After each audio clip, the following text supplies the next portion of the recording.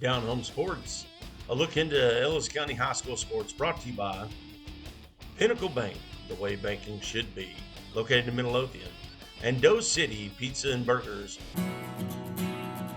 We see the future in her. And as she grows, bonds are bigger. Lessons are learned. We plan for her future with those we trust.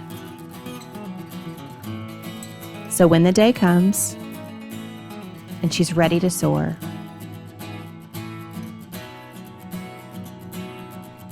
she'll do it knowing there's always someone there. Pinnacle Bank, not just a bank in Texas, but Texas in a bank. Member FDIC.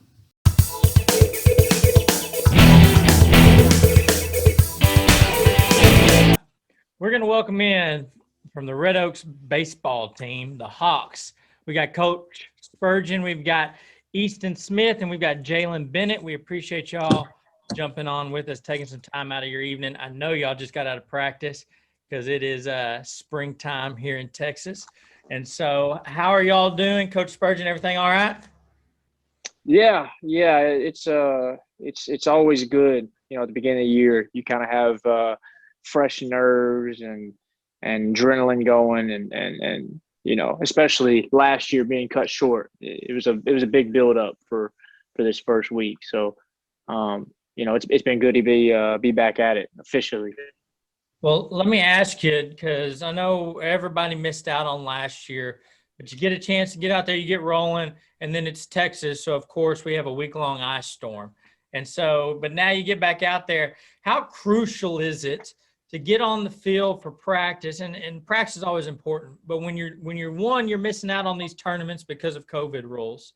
Then storm comes in. Now your games are shortened before district starts.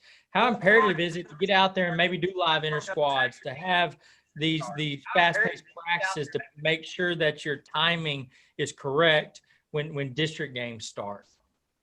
Well, you know, for us, I think it's huge, and obviously everyone's in the same circumstance. Like the whole state of Texas was under that winter storm, so it's not like we were at a disadvantage that others weren't. But for us personally, we have a lot of guys that were spending their first years on varsity last year. And they got their only 10 games in. You know, about 4 of our guys. That was the only varsity playing time they got, and the rest of our team are completely new to it. And it's, you know, every level is just faster. You know, from freshman year to sophomore and beyond, the game gets faster and faster. So just like you said, seeing that live pitch and seeing live situations, which in our last tournament we just played in, I think played a big part. A lot of the times the game got fast on us, and I wasn't so much disappointed in it. It's just, you know, it was something we had to go through growing pains wise, because we didn't have, you know, a full season last year, or even like you said, we lost a week, a pretty vital week right before the season started, to kind of get more scrimmages in and see that live atmosphere. So I think it's been important, but, you know, I always just go back to, you know, everyone's in the same boat. And I know, you know, as long as we keep doing what we're buying into, we're going to get better. And it's just, you know, I don't know, staying with the grind, not to sound too cliche. Well, and Jalen, I mean, does it put more emphasis on every at-bat, every pitch, every play in the outfield, every relay throw this year, you know, trying to get that rhythm going and just being thrown into district and stuff so fast? Yes, sir. Most definitely. You know, between this year and last year, you know, losing those reps, and, you know, even just practice reps, not necessarily in games reps, you know, all of it make a difference. So making up time and emphasizing the extra work, all of it, you know, big deal. Well, Easton, as a guy who plays the infield but also comes in on the mound, those extra scrimmages and that extra time, especially at the beginning of the season, to get those flat grounds in, to get those bullpens, to long toss, build that arm strength. Now, I mean, it's for everybody, but now you're being put in some crucial game situations, and your arm might not be exactly where you want it to be. How are you guys managing that? And do you see any difference maybe in seasons past to where you had that extra time to get yourself mentally and physically ready versus this season where we've had some setbacks due to weather and other conditions? I mean, for us personally, really, we didn't. I mean, here and there we had, our breaks throwing, just, be good on our guys' arms. But Coach Bird had us on a pretty good throwing program really all year from fall all the way up to the spring. I'd say myself and, a lot of other guys, arms feeling really good. We feel, pretty confident going starting district early. We got a lot of good guys that can throw for us. Well, Coach Spurgeon, is that a big deal this year, having plenty of arms out there, with everybody not necessarily being in the best condition? Is that going to make a huge difference for y'all having that program and stuff? Yeah, we emphasize a lot, and Easton touched on it a little bit. I said early we're gonna make sure our arms are one of the healthiest in the state. I can't sit here and say we're gonna have guys throwing 90 plus, but I wanted to make sure we're not having to limit guys 30 to 50 pitches in their first game. I want to make sure we have guys prepared to go to that 75, 85 pitch count. And really it's trusting these guys, because I can't work with them over winter break, but I got to trust that they're getting their throwing in if I give them the workout. And we just have a good group of guys that want to get better. Almost I don't think if I gave them anything, they'd probably be asking for something or going to do something on their own. So that was a big emphasis is especially knowing we're playing Cleburne, who's, started out the year first in state in 5A. We wanted to make sure that we're putting everything out there that we can. We got our gas tanks, full. And so that's how we're going to approach it and let the dice kind of roll where they do. Jalen, and it was kind of touched on earlier, but one of the things coaches will always tell you is slow the game down. You'll get into mistakes when you start trying to speed things up. Mentally slow it down. As one of the senior leaders on this team, how is it do you compartmentalize and slow the game down? You're in a tough district, North Texas, Ellis County, tough baseball all the way around. How do you mentally slow that game down to put yourself ready to compete at the highest level? So honestly, it's not really necessarily a me thing. It's all of us together, We come together as a team and we talk to each other. And if somebody's rushing it, or somebody's down, anything's wrong, it's always somebody to pick the other person up. And me being a leader, of course I talk to all my guys, but even the younger guys, all the way down to the sophomores on the team, all of us, we play a vital role in picking each other up and just changing the game and playing it our way. Well, and Easton, how great is it to have that senior leadership to be there for you, to get you through the hard times during the games? I mean, it makes it a ton easier for us, because, like Coach Burge was saying earlier, we got, probably 3, 4, 5, maybe 5, starters that have maybe 10 games on their belt, and all those really aren't even starts. You got maybe 4 or 5 starts for, especially like a guy like me, maybe, 4 or 5 starts out there and getting those first 5 out of the way for us. That really helps. But, yeah, having a guy like JB there that's, really going to guide you through. And he's been doing this since his freshman year, so it's really, it's really helpful having a guy like that. You can just kind of guide you through anything, help you out when you're down at all. Now, Coach Spurgeon, I know if Coach Johnson could play, the offense would be swing for the fences. But when you're talking to these guys and to your team, what's the offensive approach this year? Is it more working the gaps? Is it a lot of hit and run stuff? I know early in the season, too, hitters are still trying to get their timing down. What's the offensive approach for your guys this year? Well, I wish you could have seen our tournament because these guys might they're smiling right now. Really, it's right now it's about the aggressiveness and making contact and not just being too picky because, we said this beating a drum, but, we have a lot of guys that haven't got that varsity experience, so they're hesitant. They can be hesitant. So we worked a lot of different scenarios and one being slashing a lot. And it sounds kind of, I don't know, just different. But, I mean, we had a point in the game where all 9 of our guys slashed through their lineup, through their spot. And it was basically just kind of changing it up, forcing them to be a little bit aggressive, shortening up a swing. Because essentially on a slash, you're just trying to really drive the ball the other way and you don't have to have much authority behind it. And it worked. And it started clicking and guys started hitting well. And so it was kind of fun to see these guys evolve over that weekend because it became something we forced them to do. to kind of get back in the swing of things, to now those guys know they can revert to it if they need it. And I'm telling you, it threw the teams that were playing, it threw them off. The coaches are coming to after the game is like, man, what made y'all do that? And it was kind of an on the fly thing, but we're, like I said, we're trying to really get these guys to know how good they are. And it just comes down to swinging that bat. And, obviously we're not doing it 24/7, but our main goal, and Jay'd say this too, is just aggressiveness and hitting our pitch early, trying to hit our pitch early, but also being the type of hitter that when you have 2 strikes, we can protect anything around that zone. And these guys, game after game, have gotten better at that. It's been real fun to see as a coach them progress in such a short time. And now I just want to know from your coaching perspective. I know you watch Major League Baseball, and those guys will take pitches left and right, and they get paid a lot of money to do it. But you get down to the high school level, and even when you get to college, it's still getting after that first pitch that comes over that plate, because that's probably the best pitch you're going to get. I was always kind of told that there's 3 pitches in that bat. The umpire gets a pitch, the pitcher gets a pitch, and the hitter gets a pitch. And if one of them comes over that white thing, you better hit it. And so is it kind of like you're talking about the slash and the hit and run? Is it stuff like that early, getting these guys to swing, that gets them mentally prepared? Or is it harder to just portray like, hey guys, you should swing at that first pitch strike because it might be the best one? Is it easier to make them say, hey, we're swinging here no matter what?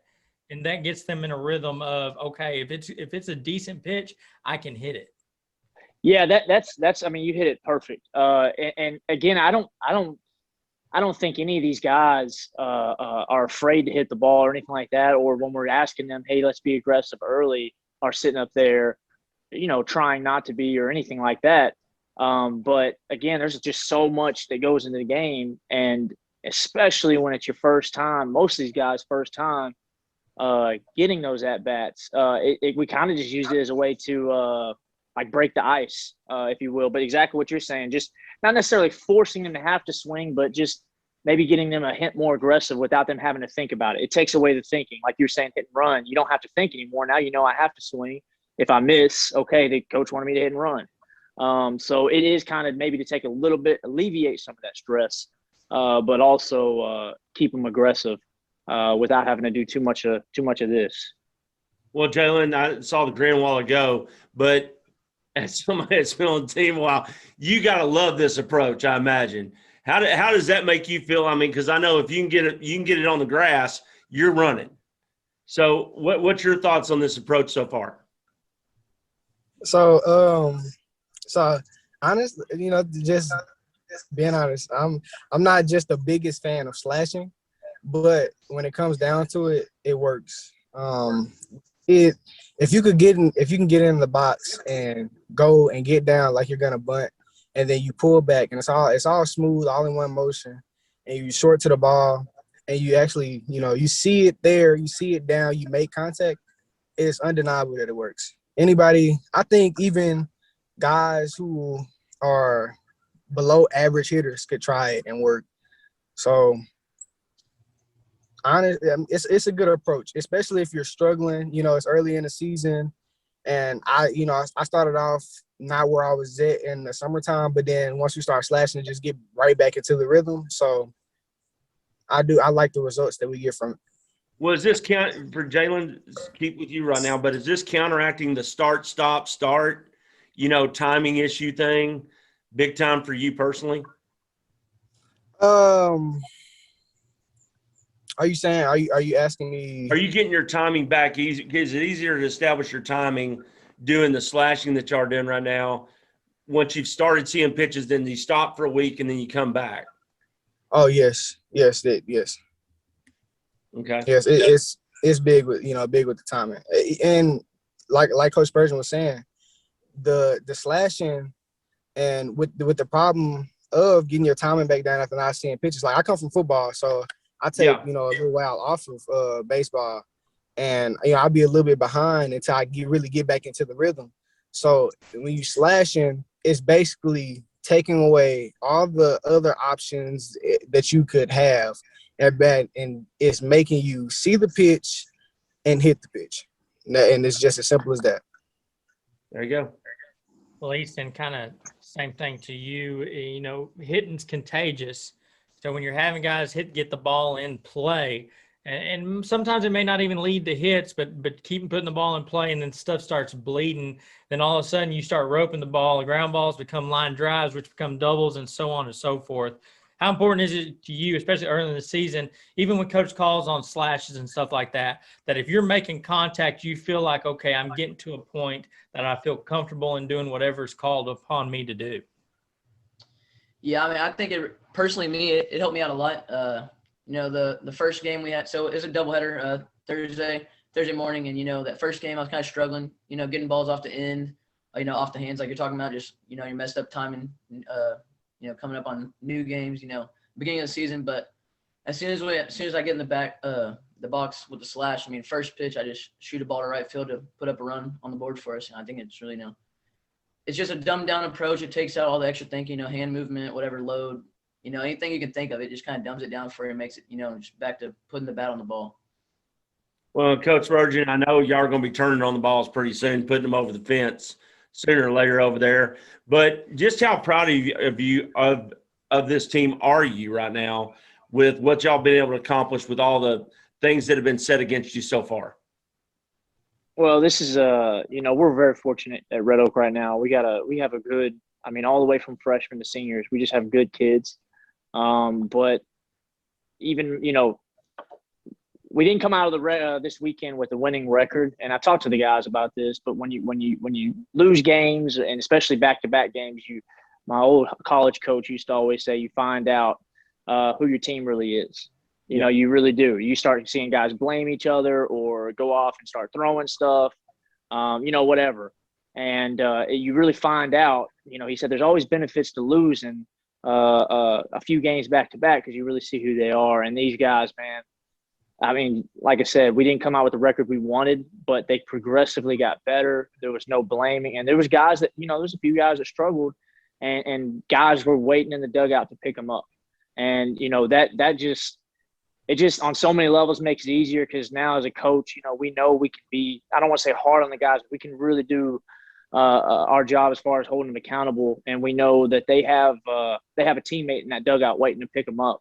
And we're just very fortunate with this group, and I've, as I told them, you know, it's probably the most impressed I've been on a tournament weekend with not coming out with a winning record with the team, because I just see where we're going, and I don't know if these guys do yet, but I do, and it's just fun to kind of be at the very start of it, and very fortunate to be at the start of it. Excuse me. Go ahead. Do y'all mind if I add? Go ahead. Okay. Thank you. I just like to say, you know, I heard Coach Burton say it. I don't think he did just say it, but I don't believe that our record, you know, in this past tournament shows how good we are as a team. I went to football, and you know, always people come ask me, you know, oh, JB, y'all gonna be good in baseball, you know, and I was like, you know, I gotta see my team. Because, you know, you always have seniors leave, you know, people that are vital to the team, and you come back. And my first day back in practice, I get back and I see the young guys, everybody's diving for balls and, you know, just going the extra mile in practice. So I don't believe that we showed how good we are in this tournament, but I definitely believe that we got better and just took steps to go in the playoffs this year. And I just feel like that's where we're going to end up. Awesome. Well, I can tell you, as a guy who played, listening to that is very mature, because I know even as a young man that losses, they start at when they come back to back, like Coach Spurgeon said, you kind of can get down and get in a rut. And it seems like y'all mentally are in the right spot. I think Coach Johnson and Coach Spurgeon have y'all right where you need to be, which is great to see coming from young men. So we appreciate you adding that. But guys, we thank y'all for joining with us, for taking time out of your evening. Before we let you go, Coach Spurgeon, if you want to kind of give us a rundown of your next couple games and when your next home game will be, so we can get it out there and maybe get some people to come out and support y'all if we can. Well, I don't want to tell you wrong. We were supposed to be Cleburne. We're supposed to be home tomorrow, but the rain, as you talked about with the weather, didn't cooperate.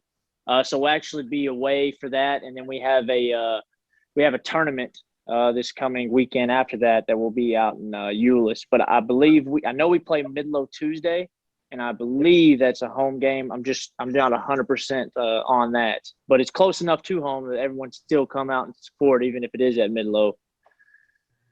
Awesome. Well, we appreciate you guys, Easton, Jalen, Coach. Thank y'all so much. Are you hungry for the best burgers, fries, and pizza in Ellis County? Well, stop by Doe City Pizza and Burgers, where the ingredients are fresh every day and stacked up just the way you like it.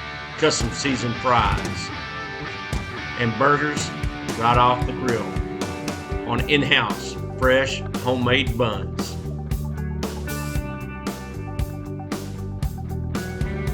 So head on down to Doe City Pizza and Burgers, where everything there is delicious. Doe City Pizza and Burgers is located in Red Oak, Texas, right across from Red Oak High School. Make sure you come down and have the best burgers and service in Ellis County.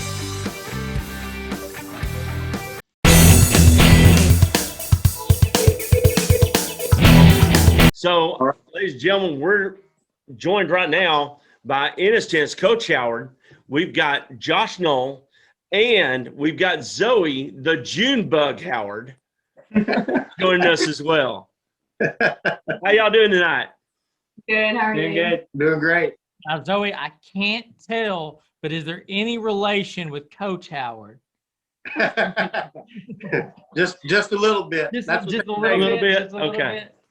So we appreciate you guys jumping on with us, taking time out of your evening. It means a lot, and hopefully we won't keep you too long, and you can get back. Hey, no to problem. We're excited at the opportunity. Well, you know, we had the chance to come out and film one of y'all's tournaments with doubles here a little while back. And I know both of y'all were actually in that footage, which was great. But how do y'all like playing doubles more than singles, mixed doubles? What, Zoe, just tell us, you know, what's your favorite aspect of tennis? I like playing doubles. But I'd say mixed doubles is my favorite just because, I don't know, unless you get to like a really high level of girls doubles, usually mixed doubles is like faster and like more intense and stuff. I just think it's a lot of fun. What about you, Josh? I personally like doubles better just because like it just seems faster, and I like being at the net and like kind of just like going after everything, and I can't really do that as much as in singles.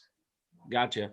Well, Coach Howard, you're looking at a guy who knows probably nothing about tennis. I know how to keep score. That's about it.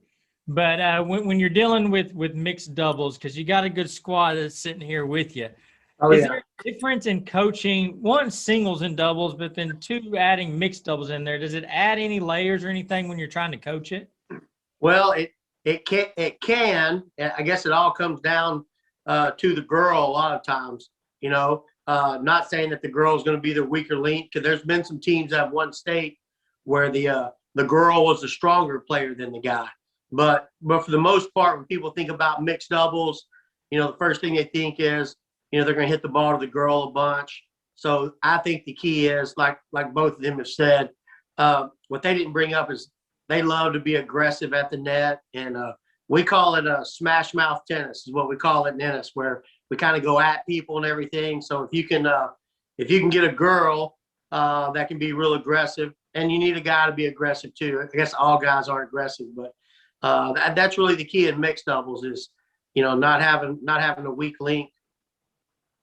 So, Well, Zoe, Josh, ain't no pushers in Ennis, right? no pushes. Okay. Well, and you know, one of the things that I find amazing is just the way that, and seeing some of the footage and stuff that we're able to get, the way that you two work together and the communication that y'all had without really saying anything. And Zoe, do you want to speak to that first and how building that partnership really makes a great doubles team? Well, I think in doubles, it's really important to have like, I don't know, a good partner with like communication, because it just makes like a really big difference when you have, I don't know, just Josh, like the way we work together and stuff, and his attitude is always really good. So sometimes if I get like a little mad or something, like he always picks me right back up and stuff. And I don't know, he's just a great partner. And I think it's a little bit of like just having a friendship outside of just tennis, and like we actually know each other and like what we like to do, what we don't like to do, and I think that's a big part of it as well. Well, when you have two people as yourself that are so competitive, I mean, talk about how just, I know you're working together, but when you get to practice, and maybe Coach Howard can expand upon it, but competing against each other, but also doing it to make yourself better. Like, you know, if Zoe's doing one thing, Josh, I'm gonna make sure I'm picking up my game, so I'm not letting her down, and vice versa. How key of an aspect is it to push each other to make each other better? That way, when y'all are competing on the same team, it works out. Yeah, when they were younger, that's tough when it's like one of your good friends and you're trying to beat each other all the time, no matter what sport. But with them, they've played so many tournaments outside of school tennis, so they've really seen the competition where we're trying to get to. Not just, you know, we're not looking past district. I think this mixed doubles team will be the district favorite. But then when you go into regionals and you're playing against all the North Dallas schools, you know, the Friscos, the Highland Parks, you know, the McKinney Norris and like Texas High, all those. I mean, it's the toughest region in the state. So with them being on varsity for 4 years, they've seen that. So I don't think they have a problem at all now, just competing against each other and playing hard every day, because they know they may be the district favorite, but they're not going to be the regional favorite. So we got a lot of work to do. Mm-hmm. Well, and Zoe, let's talk about that. You know, I mean, y'all do UTR tournaments, I know, probably, and you know, getting these young kids as an Ennis line and being part of that historic team there. How important is it to you to be a great mentor to those young ladies out there that are doing those UTR tournaments in junior high and stuff like that? I think it's actually like really important, and I think I do a great job, like just, or even when I wasn't one of like the upperclassmen on the team, I think like just like as a freshman, sophomore, just every single year of high school, that I think I made really good relationships with like all the girls on the team. And he'll always open up the tennis center and say like it's open from 8 to 11 or whatever, and we do a great job of like texting each other like, hey, you want to go hit, or just like how Josh said, like relationships outside of tennis. It just makes it like kind of like a family, and then we just do everything together. We just spend a lot of time like playing tennis. It just ends up that way, I guess. Well, Josh, you know, let's go to that aspect of things. You know, not a lot of people come out to tennis matches, you know, and those tennis teams, and historically that I've seen y'all's before, y'all are such a tight-knit family. And how good is it to have those people that, you know, always have your back out there like that?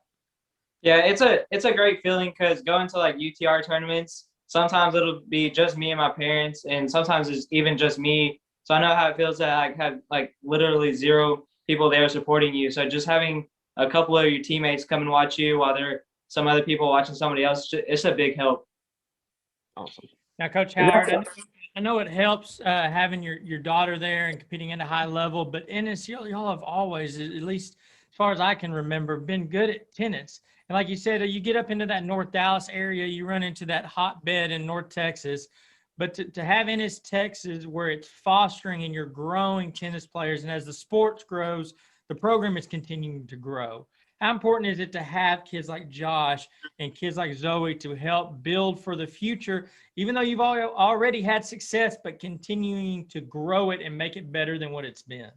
Yeah, that's the toughest thing to keep, like what they're talking about, to start talking to some younger kids about the tradition we have going on and to keep it going, because, you know, y'all know from Midlothian, Sam Wrinkle over there is just, he's chomping at the bit to beat us, and me and Sam are good friends, and he works hard, and you know, the guys in Course County, everybody in our district, I think, works hard, and we have that bullseye on our back.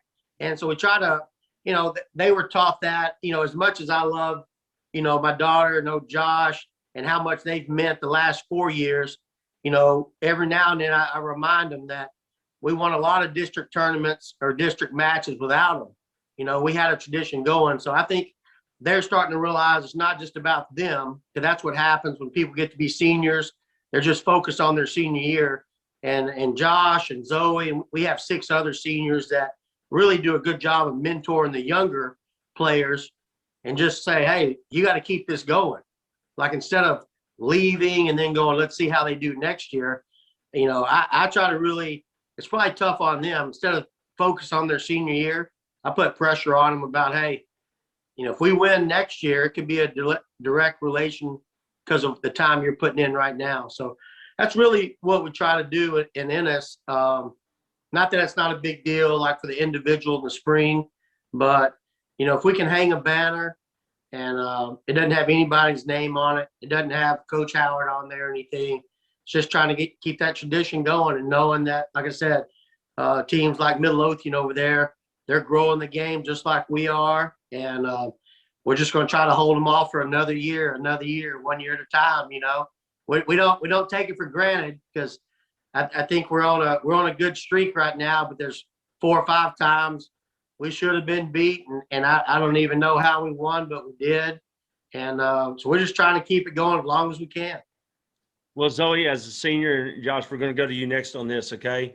But Zoe, as a senior and being part of this program, what have you taken from the program that's helped you from a program aspect to go on in life and be successful? Well, I think for just going, I've had the opportunity to go to like different camps and different programs and work with different coaches.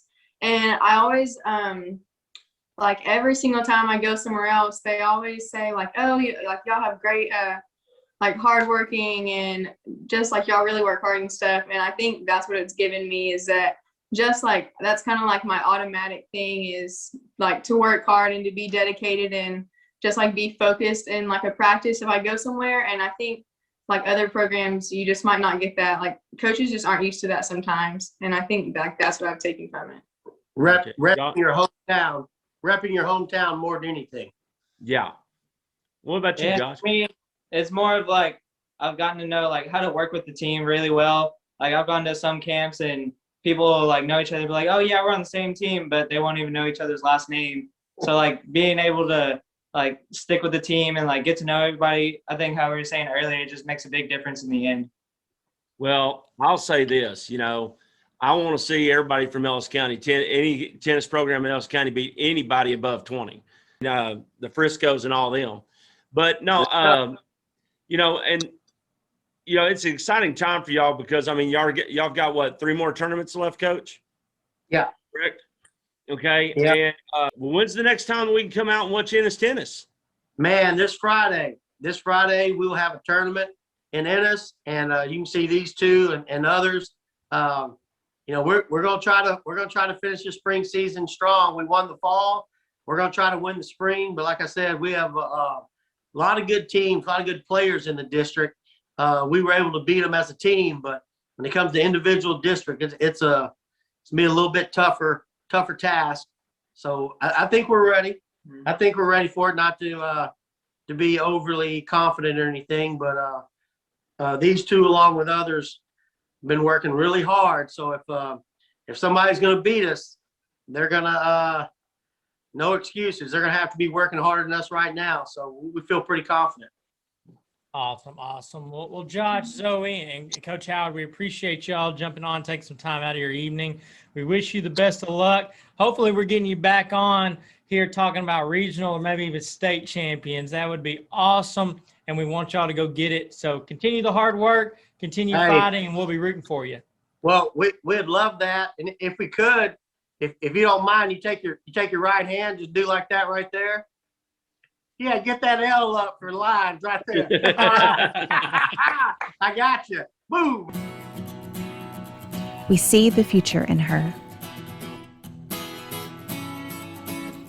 And as she grows, bonds are bigger. Lessons are learned. We plan for her future with those we trust. So when the day comes and she's ready to soar,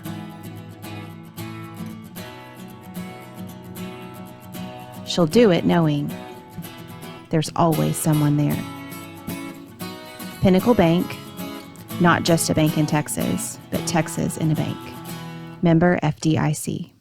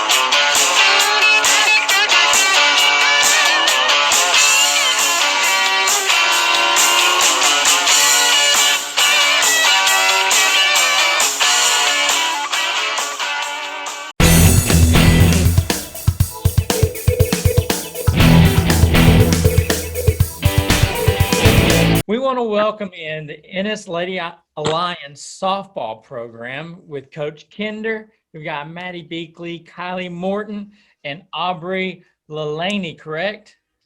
Lelaney. Lelaney. Dang it. I even asked beforehand. I apologize. So, but we want to thank y'all for We'll do joining it us. again. You want to The do a reset. second take? Yeah, we'll do a second take. No, we'll save that for another day. But we'll thank y'all for joining in with us. We appreciate you taking time out of your day. Coach Kinder, want to start with you. We didn't get a chance to talk last season because by the time we started doing this, everything was kind of nixed. And then but you're getting to play a full season now. How does it feel to get out there, get past the ice storm, and then get back on the field and actually play softball?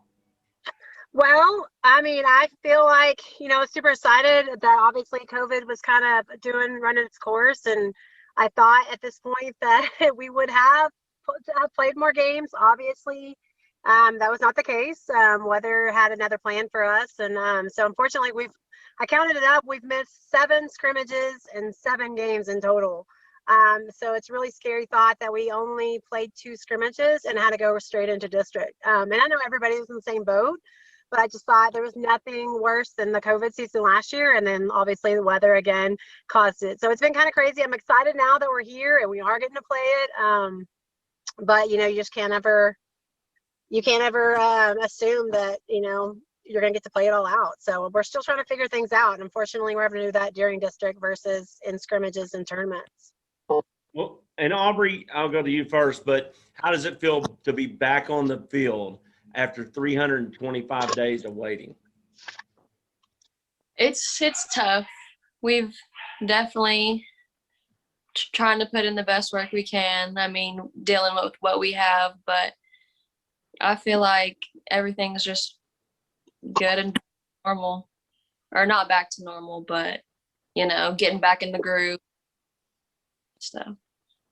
Well, Maddie, I want to ask, since tournaments were kind of taken away and because of the weather, like I said, you've only got a couple scrimmages in, now you're thrust right into district.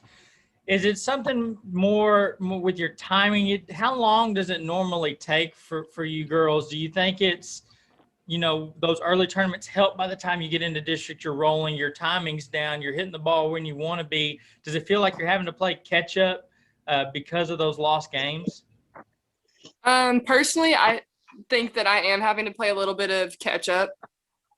Just as far as timing, ground balls, good throws, just like getting back in the groove of things. But as a team, I think that the tournaments are a really big part of it's where we get a lot of team bonding in, and we spend our time together and we get to figure out how a lot of things work. So I think that missing those have hurt us a little bit as far as team chemistry and just being comfortable and getting back on the field going into district. Well, Kylie, speaking on that, how do you get that communication going, that all important communication on the field about where we're going with the ball and everything, if you don't have that time to work on all those little bitty aspects of the game? It's has to do a lot with chemistry and trusting your teammates and always being there for them, laying out, going everything. Awesome. Well, Coach Kinder, I know everybody always says that, practice is imperative for how you play. If you practice correctly, you're going to play better.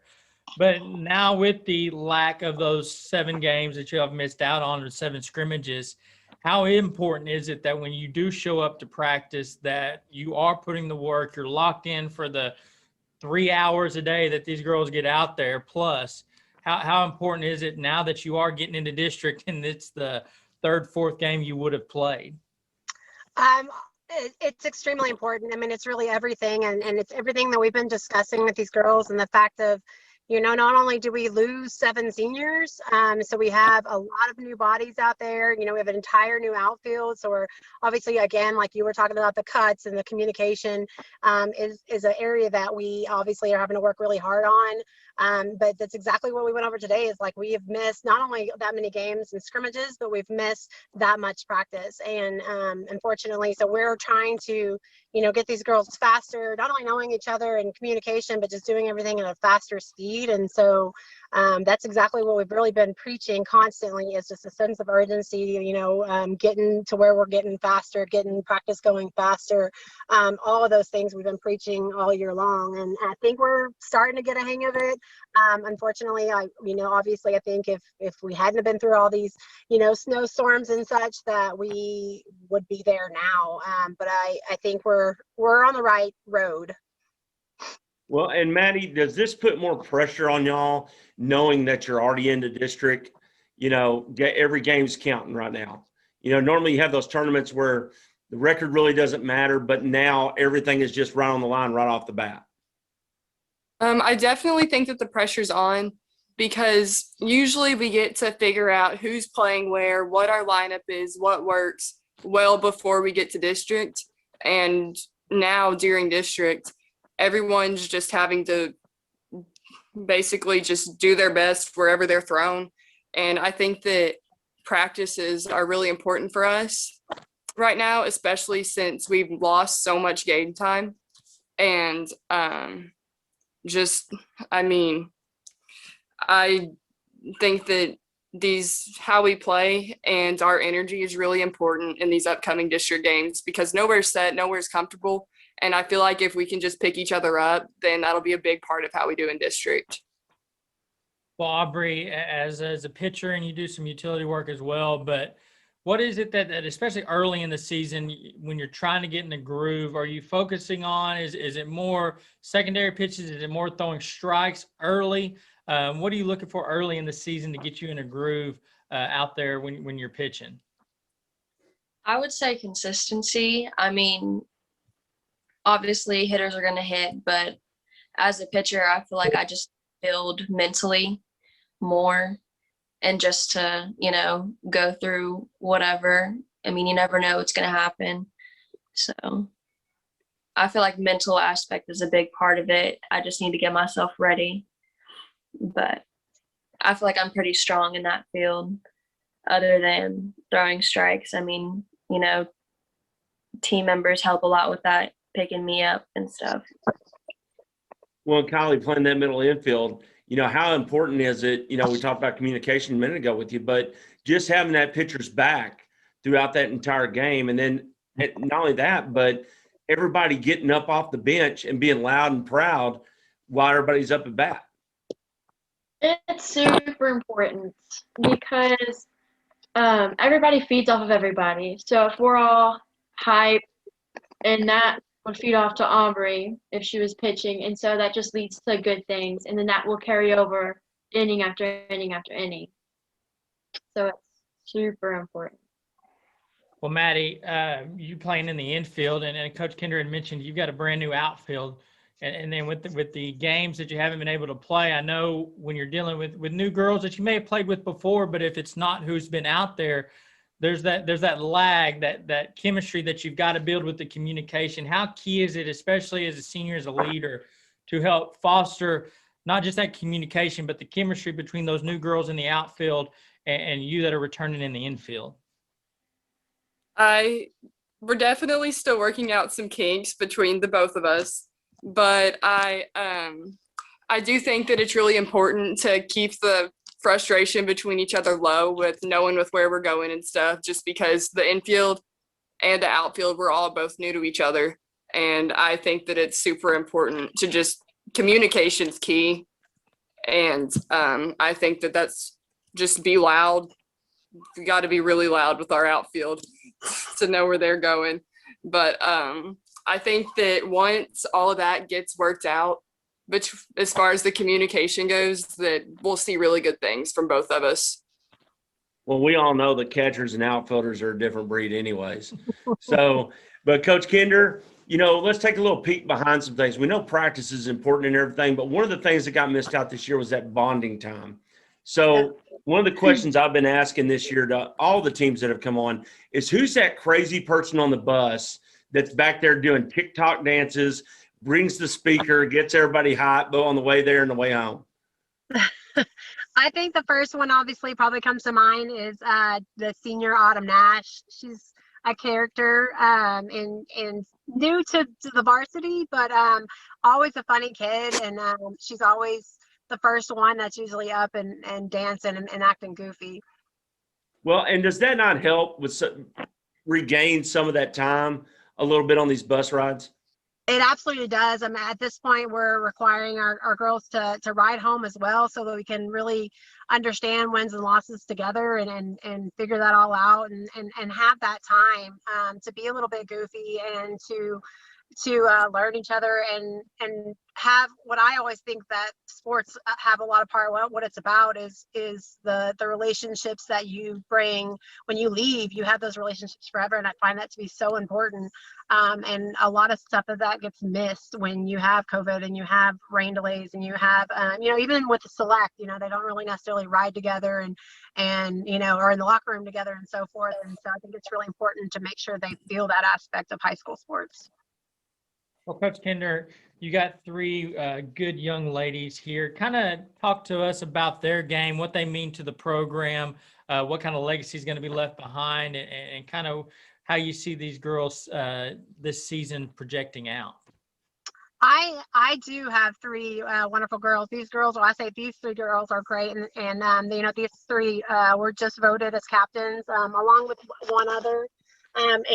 And the team voted that. So obviously not only do we see them as huge, but so do their own teammates. And I think, unfortunately, again, they haven't had the chance to do what they needed to do so far with the team. But, you're starting to see that. I know that they want to win. I know that they want to work hard.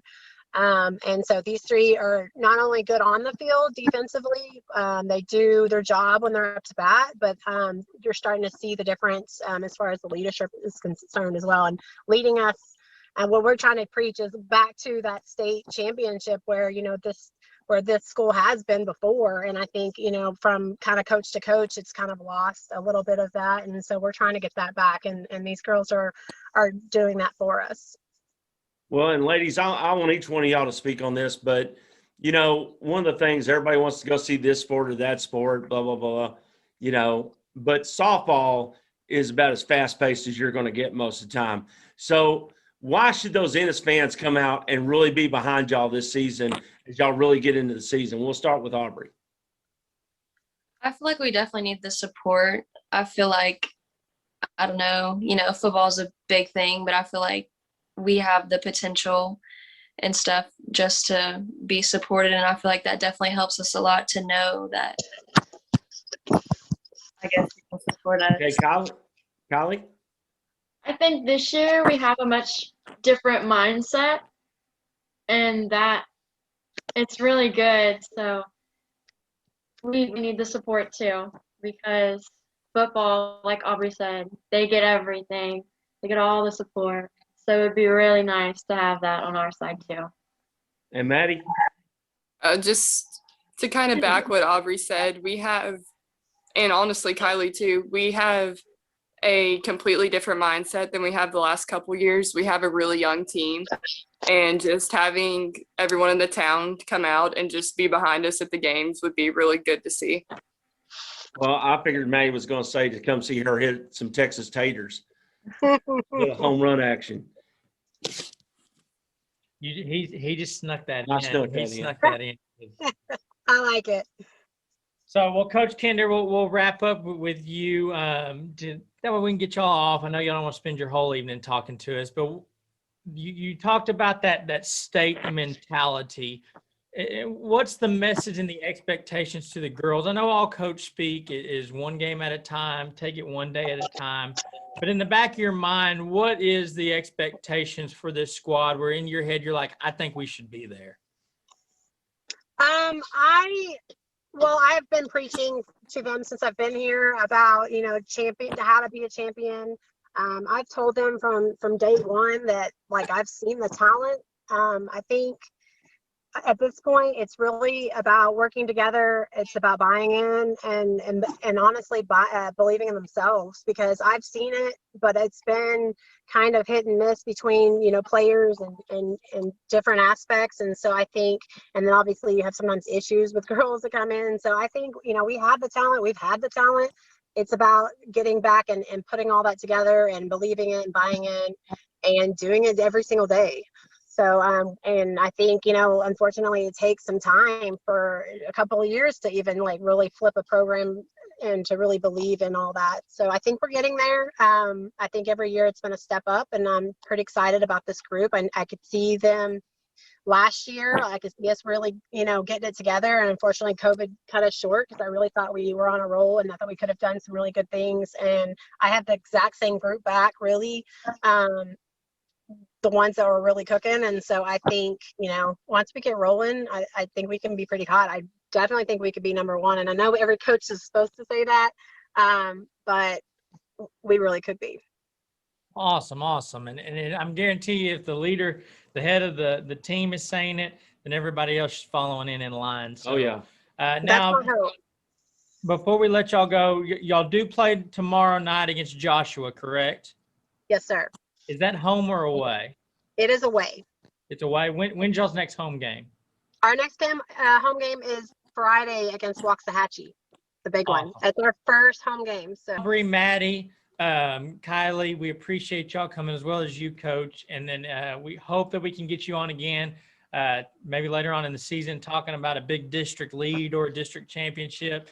But we wish y'all the best of luck. We really do. And hopefully we can get out there soon. Maybe that first home game on Friday night, like Tater said, and get some footage of you guys. But wish y'all the best of luck, and thank you again for coming on.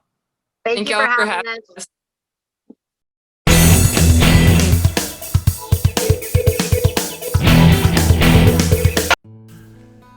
This past Saturday, when the Jaguars took the field against Burleson Centennial, Blake Wilhoit was wearing a different jersey. He was honoring a friend and a former teammate. His name was Dawson Barnes. About a year ago, I had a friend, Dawson, get in a car accident, and it was our first tournament together. He came and played for one of my teams, and that was when our friendship started. Was when he came and started playing with us, and then we won that tournament, and he stuck around with us and played the rest of the season with us, and probably one of the best seasons we've ever had. Won the first tournament with him.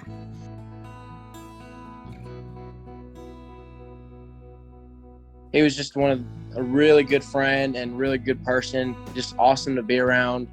And he put a smile on anybody's face that could be there. I'd always look up to him because, he was about 6 foot when we were about 13 years old, which is crazy. But, when I was heartbroken when I heard the news, when my mom came in my room and told me that he got in a car accident and passed away. And then about a week ago, I heard that we were playing his school, and I was like, all right, I got to do something for him and honor him. And that's when the whole idea came up, to wear his shirt and then take the pitch in the right-hander's batter's box to honor him. So Blake went and talked to his head coach and the team. No, he didn't have any hesitation. He loved the idea and he was all for it. And that was just what I was worried about, was if he would be on board with it. That was the whole thing, was trying to get him on board and the umpires on board. And, they all just agreed with it and loved the idea. Another part was just me telling my teammates about how special this game was and what it meant, and, what I was going to do. And it really meant a lot to me when I got the support of my teammates, and they're all like, we're here for you if you need us. And it just meant a lot to me to have them by my side. Dawson was also honored by his parents establishing the Live Like Dawson Foundation and Memorial Scholarship at Burleson Centennial. For more information about the foundation and Memorial Scholarship, please visit the Live Like Dawson Foundation Facebook page. I just want to say that he's one of the best person I've ever met in my life, and he was just a great person.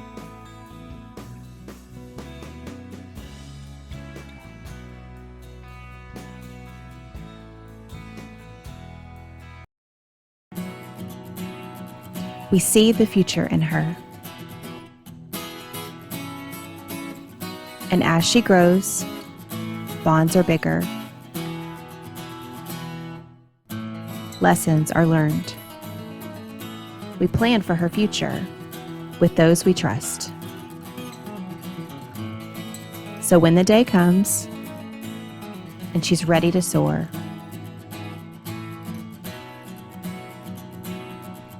she'll do it knowing there's always someone there. Pinnacle Bank, not just a bank in Texas, but Texas in a bank. Member FDIC.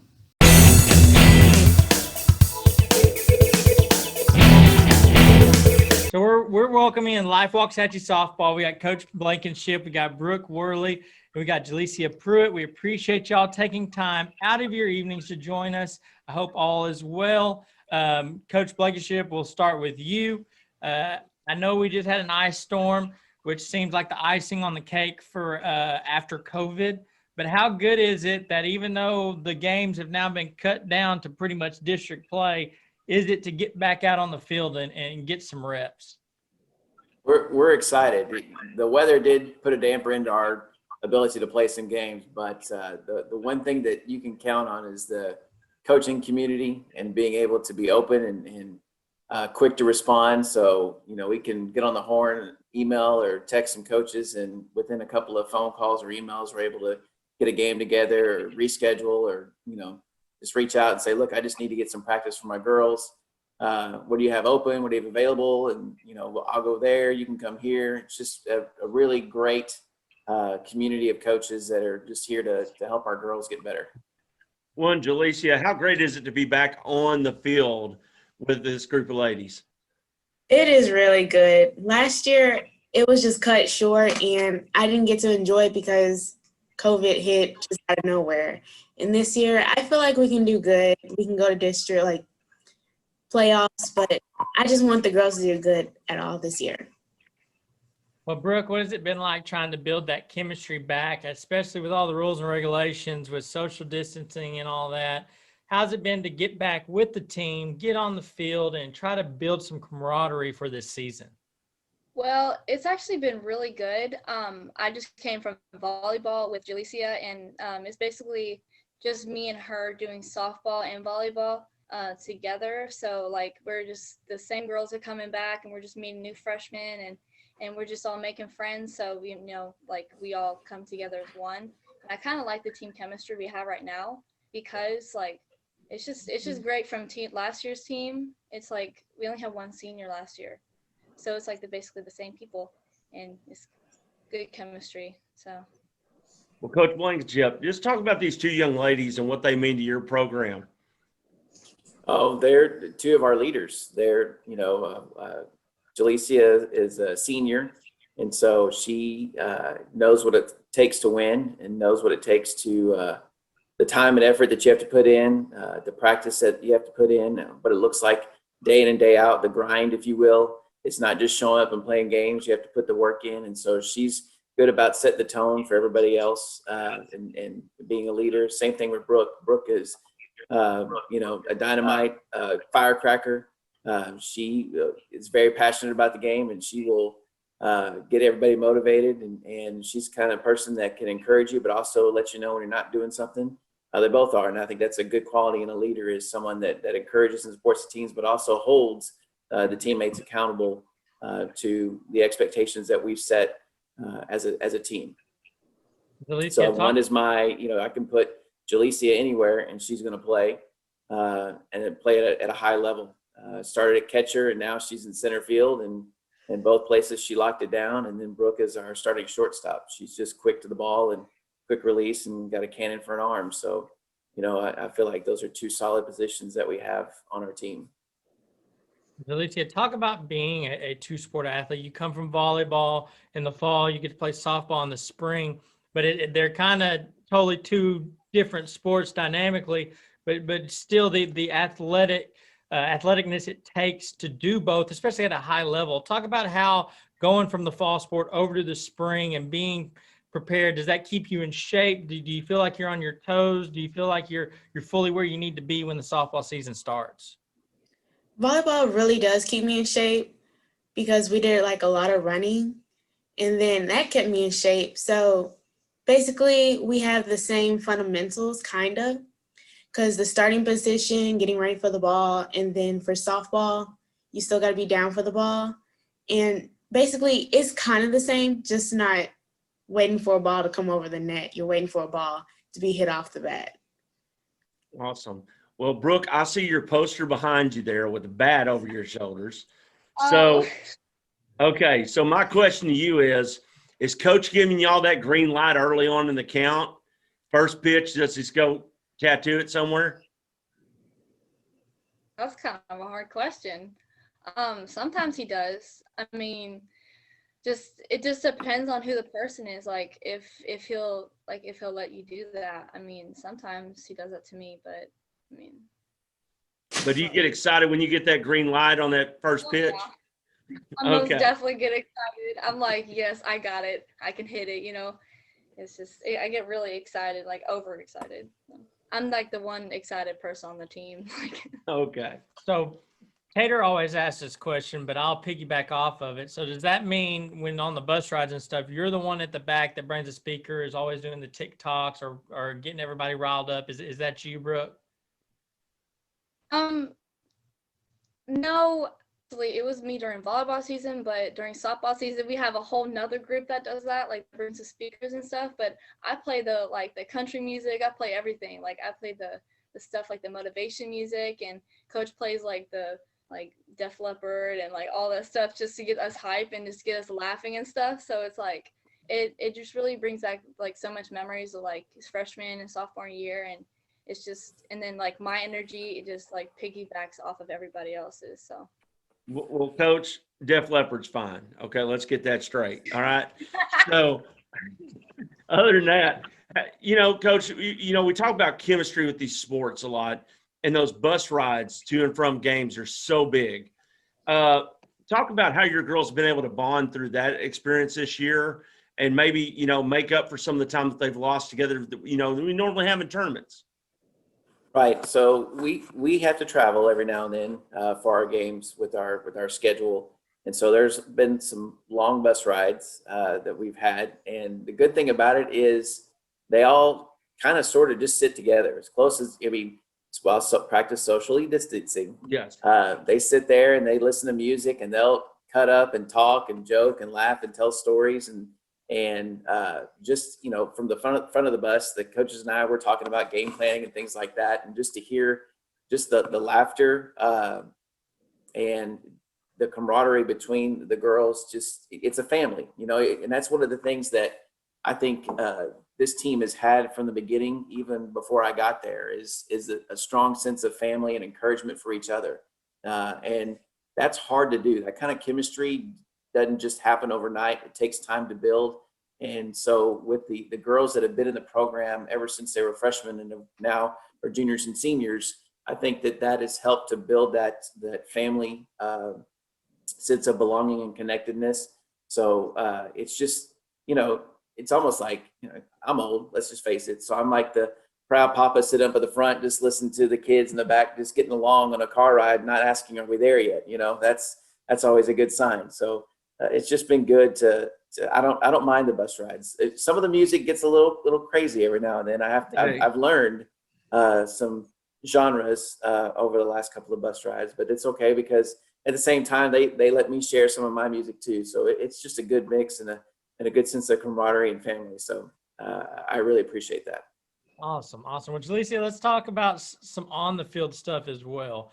Normally you get these tournaments at the beginning of the season, you get extra scrimmages. The ice storm, COVID, whatever, it's kind of taken some of those away. And then you get thrust almost into the full middle of the season. District starts soon and you're going 100%. Is the missing of those scrimmages in some of those games, especially at the plate offensively, does it hurt trying to get your timing down? Or do you feel like even though you may have missed out on some games that you're full swing, you're ready to go offensively and that everything's kind of already clicking in a rhythm? I feel like during that time, you can get hitting when you're at home, because that's what I do. And then if you miss some hitting when they're in the game, it's just you got to slow your mind down. You just got to process, do I need to slow my swing down? Do I need to start earlier? It's just when you have to think about it basically. And when you think about it, you process the game and you process the pitcher, and then you start triggering it, be like, boom, I got it. I'm gonna hit this pitcher. Or when I'm on the tee, process inside and outside, or inside low, inside high. It just depends on the pitch. And then you just gotta think when it comes off the pitch, like the pitcher's hand, you basically gotta think about what pitch is gonna come. Is it gonna come inside? Is it gonna come outside? You just gotta think the mind of a pitcher, basically. Spoken like a true catcher. Right there.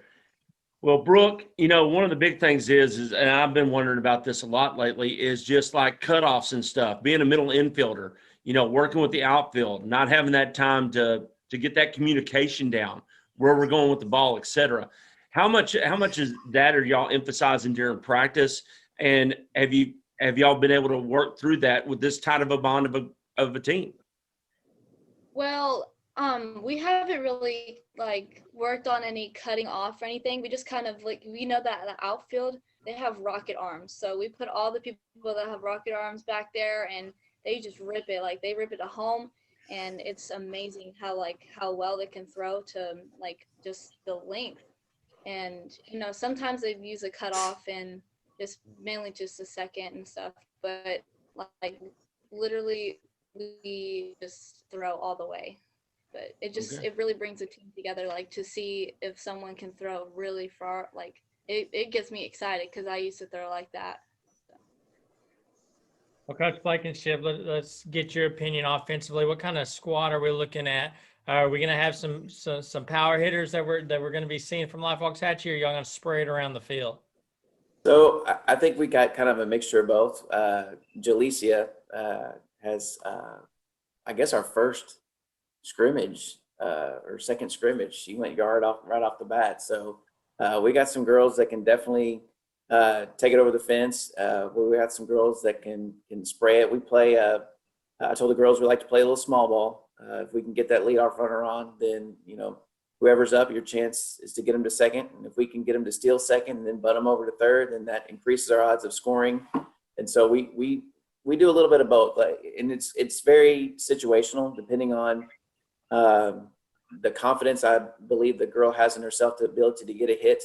I take that into account, as well as just the situation, the pitcher. There's a lot of different things that I think, okay, do I feel like the hitter's going to hit behind the runner, given the circumstance? So we can do a little bit of both. We can swing for the fence when we need to, but we can also lay it down when we have to, and let everybody else have a chance to play. So we score any way we can score, whether it's small ball or big ball. Well, on the flip side of that, what kind of can we expect off the mound and defensively for you guys this season? So defensively, I think we're pretty solid. We've got, like Brooke said, we've got some arms in the outfield that can really bring the ball. I always tell the girls, show your arm early, so you don't have to show it later. If you can show it early when the situation doesn't really call for it, you can throw it from left field all the way through the cutoff into the base, and then maybe in a situation where they're trying to go first to third, they're like, no, wait, we're not going first to third because we got an arm there. So we work on showing off some of our skills early, but I think we're going to be okay defensively. In the circle, it just comes down to throwing strikes and command. Right now, we're pretty young in the circle with freshman and a junior, and then we sprinkle in a senior and whatever else we can go with. But our main starter is a freshman, so she's getting that valuable experience and innings and learning what it's like to play at the varsity level.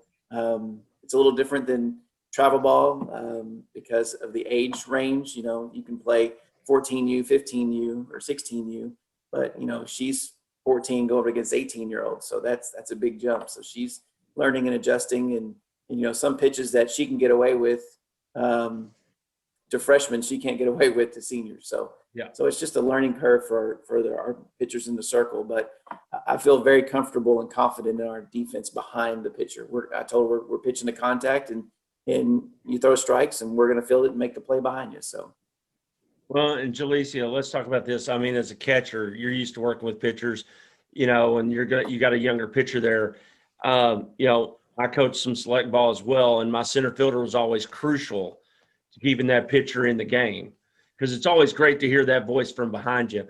How is that senior leadership? Are you getting these young players that are in front of you, you know, getting their confidence level up? Getting their confidence up is like basically you're trying to hype them up, get this pitch and like get this strike.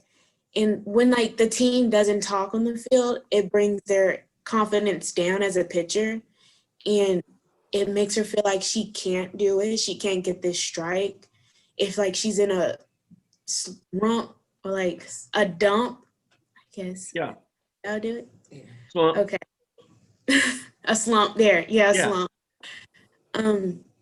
She continues to do balls, and then she just gets like 3 girls to walk. She doesn't have the backup for her defense. She wants the backup for her defense. She wants to hear, hey, you got it. You got this pitch. And like Brooke sometimes walks up to Layla and she be talking, hey, you got this. You got this next strike. That's what a pitcher wants to hear, because if you don't hear nothing from your defense, you just all out there, up there on the mound, pitching by yourself, and it's not fun. So, Brooke, do y'all got any chants that y'all do from the dugout and on the field? Brooke's got some chants. All right, Brooke, can you give us one of your chants? Because one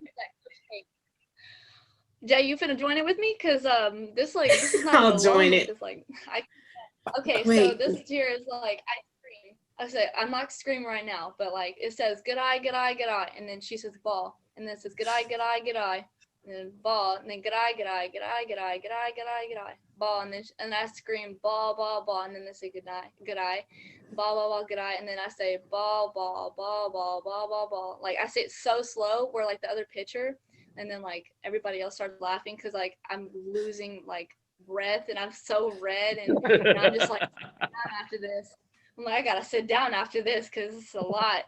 But I'm the main one that usually like loses my voice on the team because I yell, and I just have a voice, and I just want to lose it because I like that feeling that I do my best to try to like encourage the team.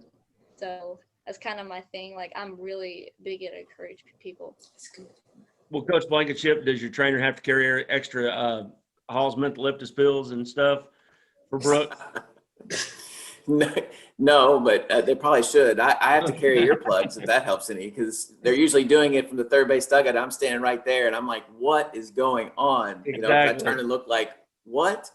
Because it's this slow, guttural scream. And you're like, is something, are you okay? Like, we need to call a doctor. Yeah.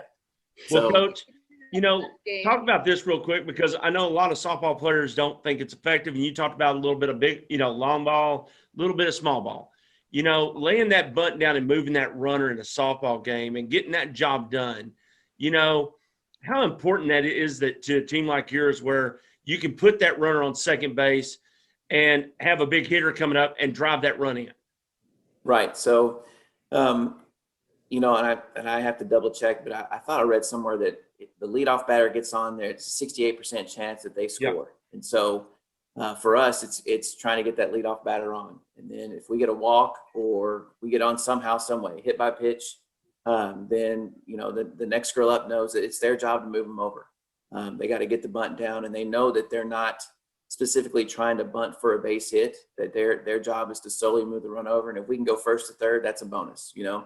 Or if I feel like we can steal on the catcher and the pitcher, then we'll wait a pitch. We'll, you know, fake bunt, hold it out there so the catcher doesn't get a good start, and give that runner a chance to steal, and then we'll bunt. So now we have a runner at third with 1 out, and we have 2 chances. And then anything can happen: a pass ball, a bad throw back to the pitcher, anything like that can. And so for us, the key is getting that leadoff runner on, and then we do our best to move behind the runner.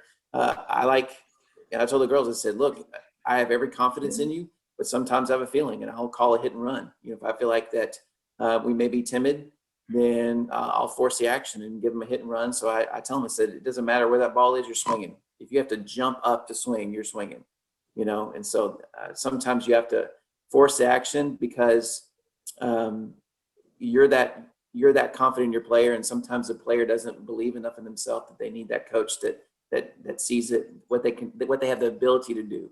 You know, that's our job, is to know the ability of our girls and put them in the best situations to perform. And sometimes we have to be a little aggressive with the situations we put them in, but it's only because we have their best interests in mind. So for us, it's important that once we get them on, we got to move them over anyway, anyhow. Well, Jalecia, hit away or sneaky bunt? I like to hit away. There we go. That's our woman right there. Okay. Well, we want to thank y'all for joining us here tonight and taking the time out of your busy days. We hope that if there's a couple of games coming up, Coach, y'all got a couple of games coming that you want to inform everybody about? We're in the Turf Wars coming up this week. So we're playing in Northwest ISD, Northwest High School, and at Eaton High School. So we're at Northwest High School Thursday and Friday, and Eaton High School Saturday. Some good competition. We'll be able to play because it's turf. So yeah. No mud there. So that'll be our first, I think, real test with some good competition. I believe the majority of the schools we're playing are 5A and 6A. So we're definitely playing up, which I don't have an issue with. I feel like sometimes you play at the level of competition that you play against. So for me, I'd rather play some difficult teams and really push our girls and challenge our girls so that by the time we get to district, we're comfortable and confident because we've seen it. We've been in that situation and we're ready and prepared because it's not going to be worse than what we've already faced. Does that make sense? So I do want to say I really appreciate the opportunity for us to come out here and get our girls on here and get some publicity for our program. It's been great. The support at Life High School is tremendous with Coach Welch, Coach Thrush, and our principal, Miss Johnson. She does a tremendous job. So there's some great leadership, and they have a lot of confidence and support in their coaches, and it shows. So it's a good place to work. Well, awesome. Well, again, we appreciate you coming on.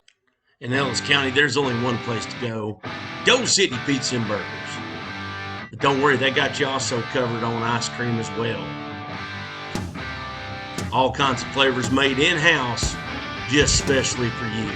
And toppings to boot, as many as you like. So count your blessings for Doe City Pizza and Burgers and those big old scoops the size of Texas. Made just the way you want. So head on down to Doe City where the service and food are both delicious. Doe City Pizza and Burgers located in Red Oak, Texas, right across from the high school. Come on down and try them.